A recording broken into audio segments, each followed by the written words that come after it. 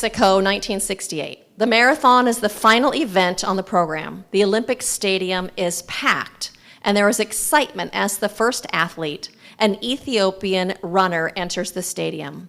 The crowd erupts as he crosses the finish line. Way back in the field is another runner, John Stephen Akwari of Tanzania. He has been eclipsed by the other runners. After 30 kilometers, his head is throbbing, his muscles are aching, and he falls to the ground. He has serious leg injuries, and officials want him to retire, but he refuses. With his knee bandaged, Akwari picks himself up and hobbles the remaining 12 kilometers to the finish line. An hour after the winner has entered and finished, Akwari enters the stadium. All but a few thousand of the crowd have gone home. Akwari moves around the track at a painstakingly slow pace until finally he collapses over the finish line. It is one of the most heroic efforts of Olympic history. Afterward, he is asked by a reporter why he had not dropped out. Akwari says, "My country did not send me to start the race. They sent me to finish." That is a man who is living in integrity and who is living in integrity with his principles and with his values.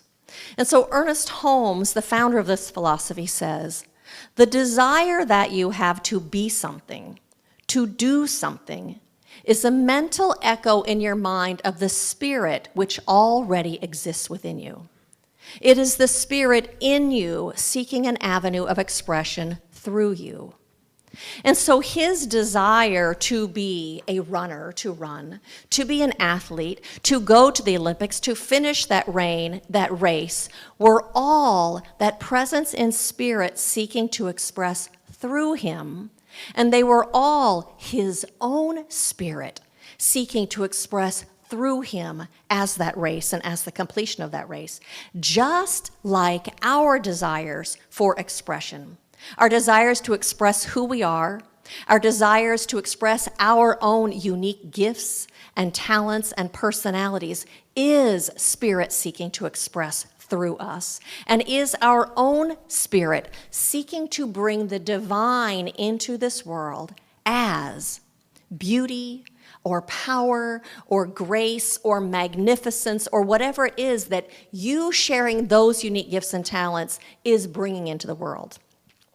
And not only is that call of spirit within us to bring those unique gifts and talents, but that thing that is calling within us to live by our principles, to live by our values, is also spirit calling to our hearts and our souls. It is spirit calling to our hearts and our souls, and our own spirit seeking to live in alignment, our soul seeking to live in alignment with spirit. Our desire to live by those values and those most deeply held principles. And so I'm talking today about living in alignment with our values, with our principles, with our most deeply held ideals. Because when we are aware of what those values are, and then we keep them at the forefront of our mind, and then we live by them, then we are living authentically. Then we are living a life where we are being true to ourselves and true to our spirit. And as we do that, living by those values, then we create a space for our spirit to come into the world and to express itself as our own wholeness. And so when I looked up the word values this week, what it says is values are things that are important to us. Values are essential and lasting beliefs about what we hold to be good and desirable and important and valuable. And so I'm talking today about you living by your most deeply held values, not by somebody else's values, not by society's values, not what some outer authority tells you should be doing. I'm talking about living in accordance with your own values, with what you deem to be important and to be good, those beliefs that you hold at the core of your very beingness.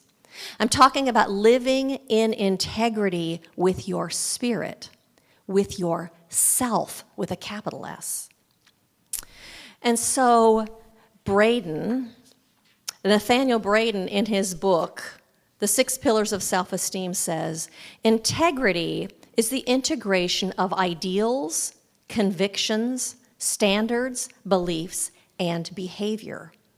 When our behavior is congruent with our professed values, when ideals and practices match up, we have integrity. So it's about our actions being in alignment with what it is that we hold to be valuable and important.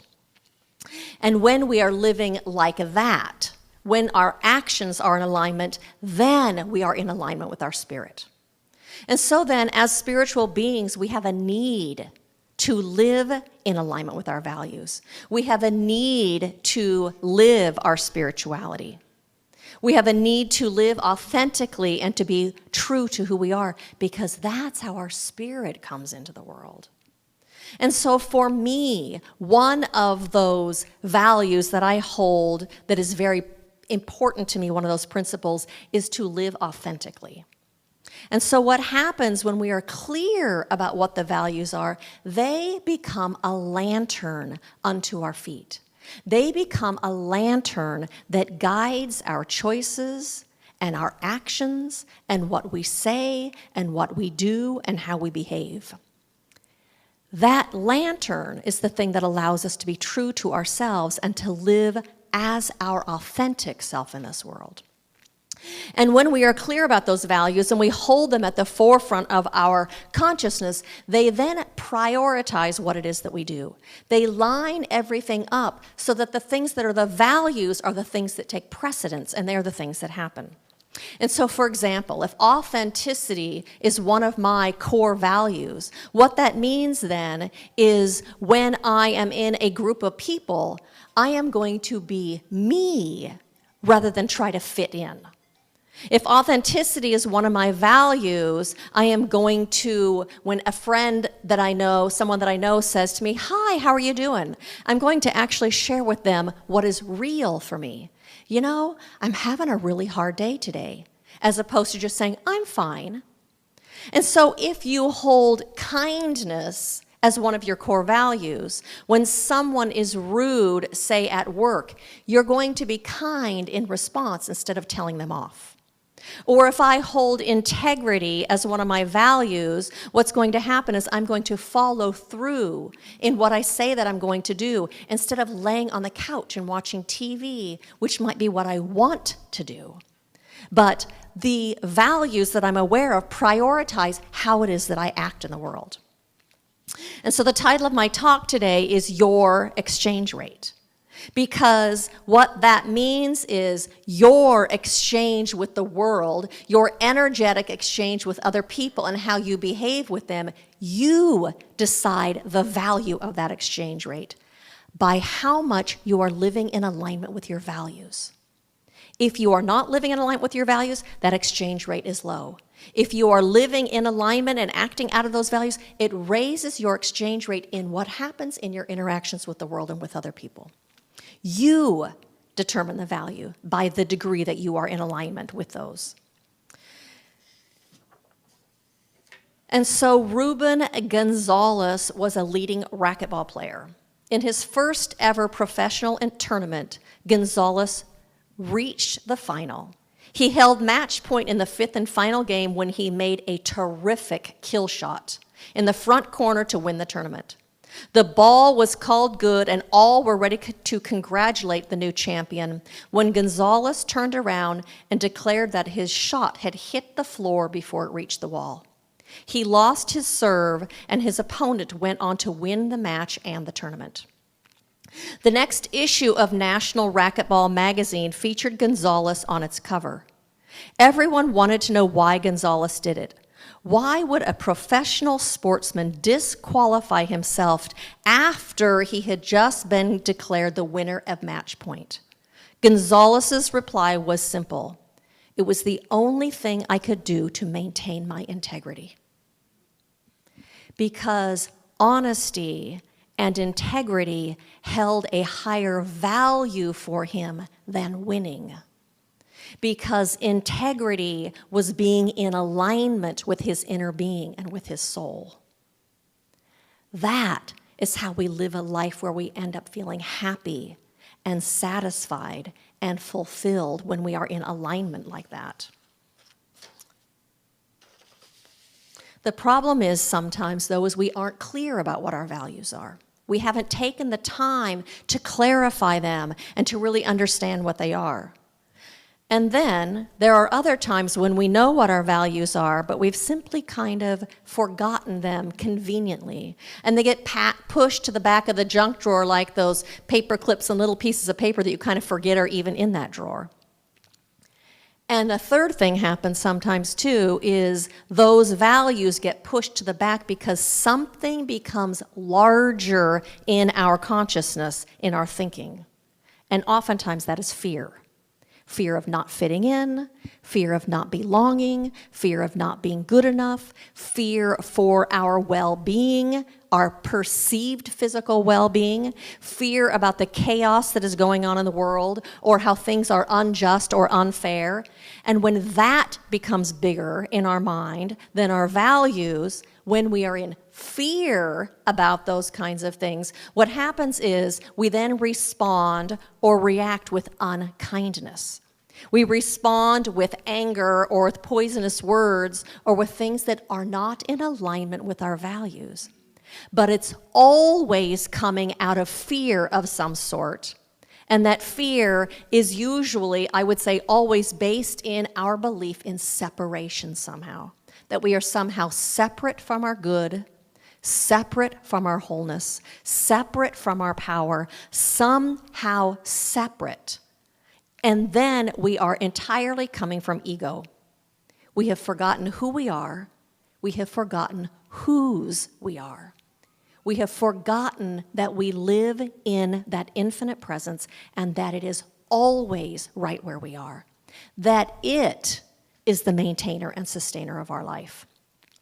We have forgotten that God is always right where we are. We have forgotten, and for some reason we are thinking we have to go it alone. That's when we get out of alignment with our values. And you know what? The truth is, you are never alone. The truth is, you are always in that infinite presence of wisdom and of love and of good and of power and of wholeness. It is within you as the very essence of who you are. You cannot be separate from it. We forget that we are living the life of spirit and that it is in us and all around us.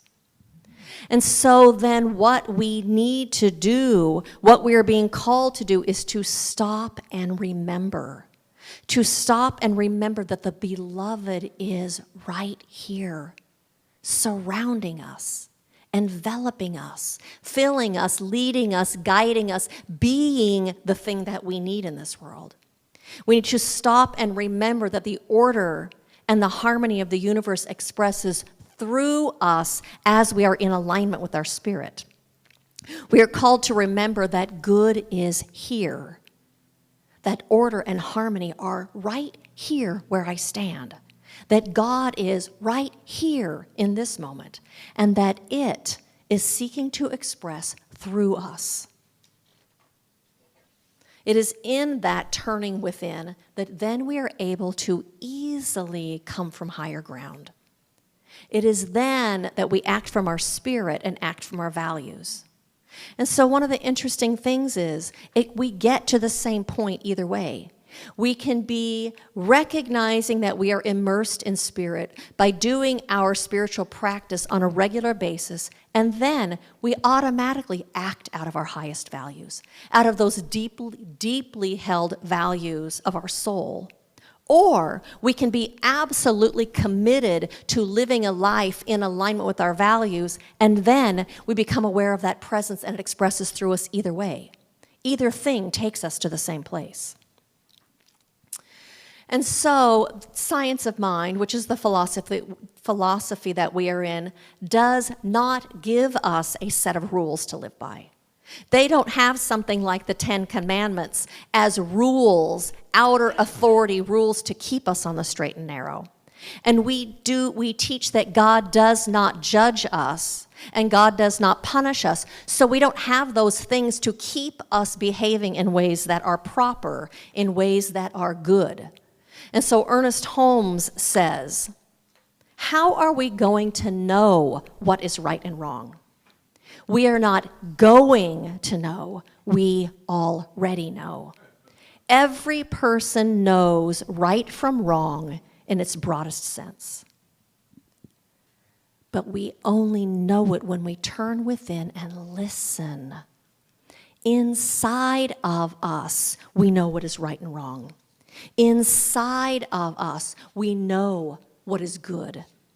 Inside of us, we know what is in integrity.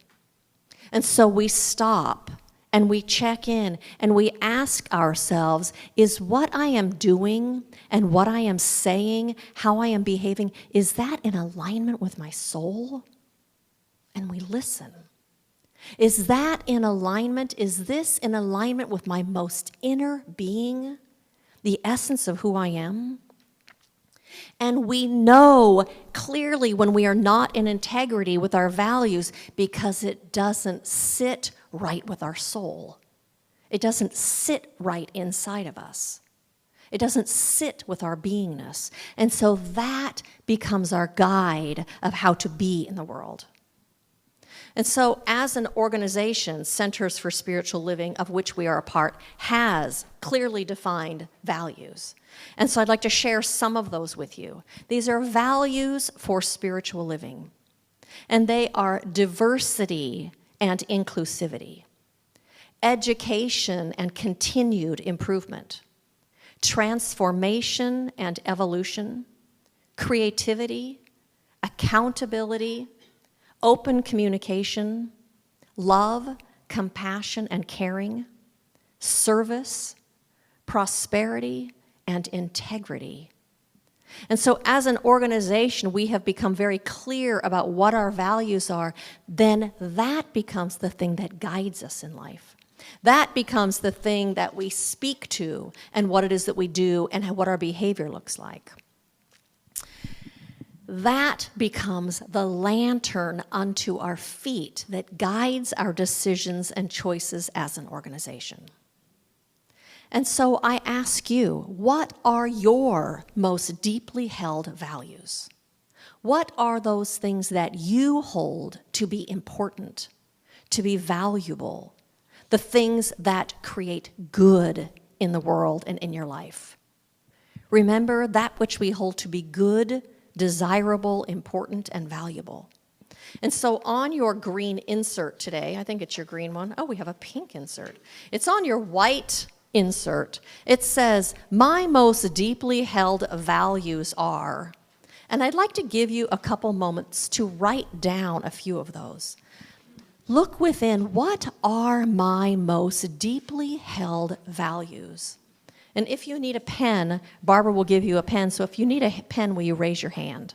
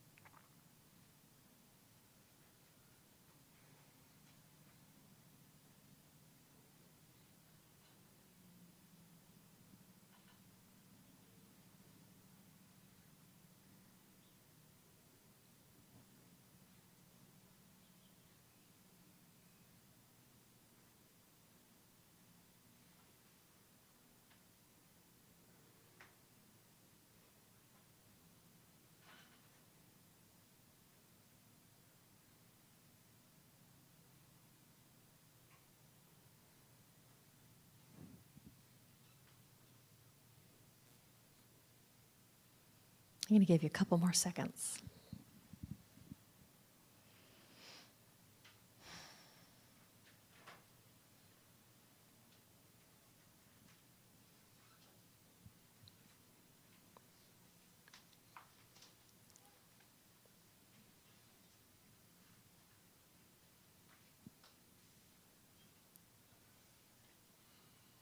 And so for me, some of my most deeply held values are integrity and using everything in my life for my growth.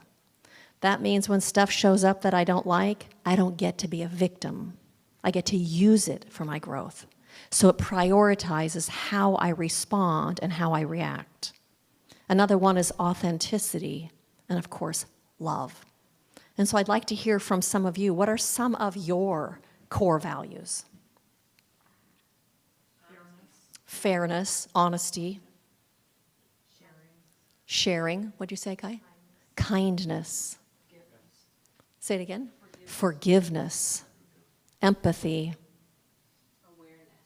Awareness. Service. Loyalty. Commitment. Playfulness. Prosperity. Respect. Respecting other people. Generosity. Compassion. Gratitude. Persistence in right action. Persistence in right action. Peacefulness. Lack of judgment. Communion with others. Do you see how those things inform your behavior? How they prioritize your choices and how you behave in life? What it is that you do, where you spend your time, where you put your energy? That's why it's so important to be aware of what your values are and to remember them, to keep them in the forefront of your consciousness. And so my homework for you this week is to take some time and continue to work on that list, to get clear about what those most deeply held values and principles are that you hold in your heart. And write them down, make a list, and then place that list where you see it on a regular basis. Put it on your computer, or put it where you sit down to do your spiritual practice, or put it in your car. You know, if it's in your car, you're much less likely to flip someone off and yell at someone. Or if peacefulness, like Marisha said, is a priority and a value, you're going to choose the ones that are your values. And like I said, then you're going to feel more satisfied and fulfilled in your life. So write those down and put them somewhere where you can be reminded of what your values are. And then, when you err, when you forget, when you make a mistake and step off of or out of those newly clarified values, forgive yourself and step right back on the path. Because the next moment counts just as much as that one did. And stepping back on the path, then you get to continue to express out of that value system. That is how you serve yourself and how you serve this world. As a result, you will be being the change that you wish to see in the world. You will be experiencing your most satisfying and fulfilling life, and you will be being who you have come to this planet to be. And so thank you all for walking this path and for bringing your own spirit into this world in a way that is so miraculous and that is such a blessing to everyone that is around you. I thank you. And so blessings to each and every single one of you on this path.